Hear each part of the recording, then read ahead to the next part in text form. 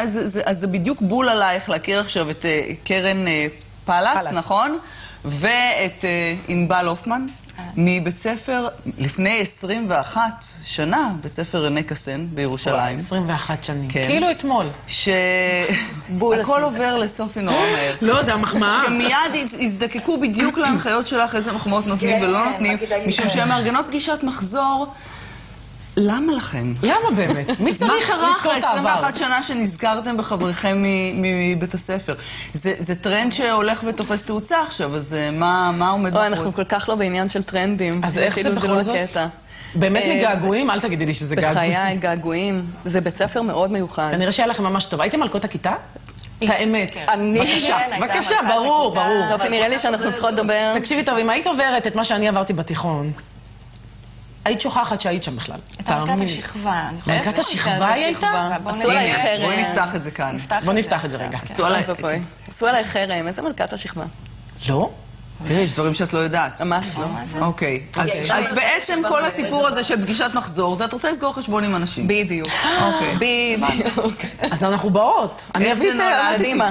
נראה לי אנחנו נצטרך. איך נולד הרעיון?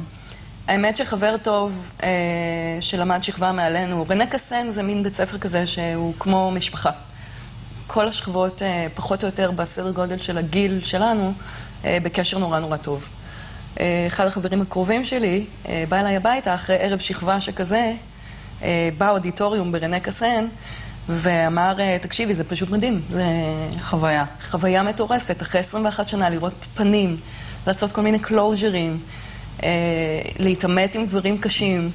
כן, זה אנשים באים עם מטענים שהם סוחבים איתם מהתיכון, זה לא פשוט העניין הזה. זה לא פשוט בכלל. זה האנשים שבאים. כן. עכשיו העניין זה אלה שלא רוצים לבוא.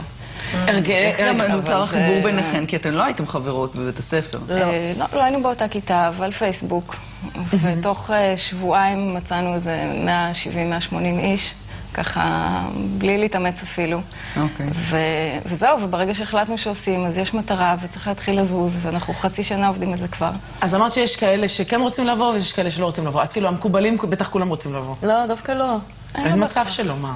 המקובלים לא רוצים לבוא? תקשיבי, הם היו בשיא שלהם בתיכון. משם הם רק התחילו לרדת. מי שעכשיו התותחים זה החנונים. זה החנונים, ברור. באחריות. כן. לא, אנחנו, אין... אלה שעשו אקזיט בהייטק.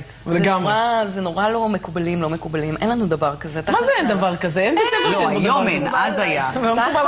המקובלים שלנו זה אלה שאינם איתנו עוד היום. זה המלכים שלנו שאנחנו מסתכלים עליהם באהבה גדולה.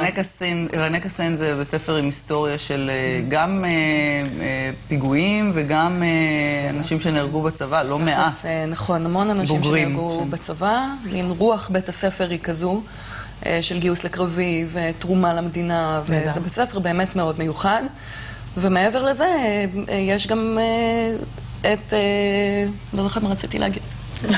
אבל זה, דרך אגב, נחשב אחד מבתי הספר עם האחוזי גיוס הגבוהים בארץ. נכון. ליחידות קרביות. כן, ליחידות קרביות. יש אנשים שאתם פונים אליהם ואומרים, עזבו אותי באמא שלכם, אנחנו ממש לא בעניין של לפגוש את ה... למה? קודם כל, אחוז גבוה של הבוגרים נמצא בחו"ל. אוקיי. הרבה יותר גדול ממה שחשבתי. אנשים בשביל הרבה פחות נוסעים לחו"ל או חוזרים לארץ. כן, ובאים נגיד אם הדוד של הדוד המתחתן, אז בשביל לבוא, לראות חברים בפגישת מחזור? נכון. אז אנשים לא הגיעו לליל הסדר, ומגיעים עכשיו במיוחד לכנס. ובכלל, רגע, את מדברת על חו"ל, אנשים שעזבו לחו"ל, לא הרבה נשארו בכלל בירושלים, נכון? ואת, אם אני לא טועה, פעילה בתנועה להשארת הצעירים בירושלים. ומה רע בירושלים? הוא עיר מדהימה. ירושלים נפלאה, נכון? היא לא פשוטה לחבר'ה צעירים. אני פעילה בתנועת התעוררות. וכן, ואנחנו עושים הרבה דברים כדי להשאיר את החבר'ה, ואם אפשר להחזיר, אז תחזירו. קרן. וגם המאפרת, גם ירושלמית. גם ירושלמית? כנראה שזה לא יקרה. מה הסיבה שהם עוזבים את ירושלים? אני חושבת שבהתחלה זה באמת עניין של קצת לפרוח מהקן ולהתפתח ולראות דברים אחרים. אז יש כאלה שחוזרים. זאת עיר שהיא לא צעירה במהות שלה, ובשנים האחרונות נורא מנסים להצעיר אותה בעין. ואני חושבת שעושים עבודה לא רעה בכלל. יש לה עבר כבד, ענתי, לעיר יש עבר כבד. מי רוצה לזכור את העבר שלו? יש עוד ערים בעולם עם עבר כבד. ברלין יש לה עבר כבד, ותראי כמה צעירים יש שם, עיר פורחת. אז נעשה את זה גם בירושלים עכשיו.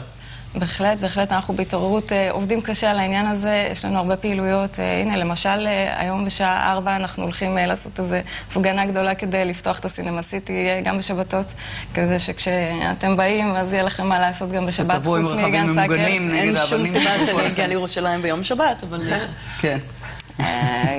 לא, אנחנו לא רוצים לעצבן אף אחד פשוט, זה רק שאף אחד... מתי היית פעם אחרונה בירושלים?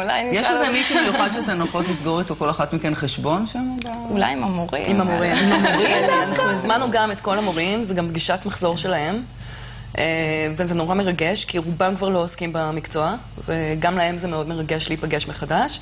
נראה לי שיש הרבה חשבונות עם המורים. כמה הם אמורים להיות היום המורים? האמת שהם היו בגילנו. 60 ו... 70, 80. תלוי. הם היו בגילנו והם נראו לנו נורא זקנים. מה אם והדרת פני זקן? סתם.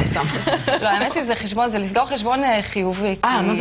איך אפשר לסגור חשבון חיובי? אני אגיד לך, קודם כל אני מוקירה הרבה למורים. אני חושבת שהם בנו אותנו, והיו להם הרבה כוונות טובות, ומורה זה מקצוע מאוד שוחק, אני יודעת את זה בעצמי, עשיתי את זה קצת.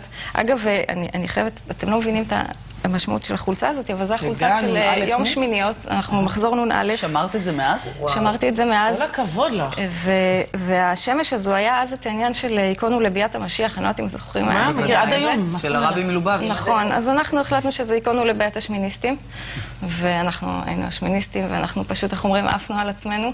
אז כשחיפשתי את הספר מחזור כדי לארגן את הכנס, במקרה מצאתי את החולצה הזאת. גדול. אני מקווה שהבוגרים שלא כמו המשיח יבואו, כי על המשיח קוראים שהוא יבוא. אם הוא בא, אז הוא לא משיח. יש קטע עם המורים דרך אגב, של להוכיח למורה שהייתי כאילו, בעיקר התלמידים הגרועים וכל ההפרעות קשב ביניהם, שהצלחתי בחיים ושאני... בבקשה. אחרי הפרעות קשב? בבקשה. ולהראות, כן. לא מאובחנות, בדיוק, אבל כן, בטח.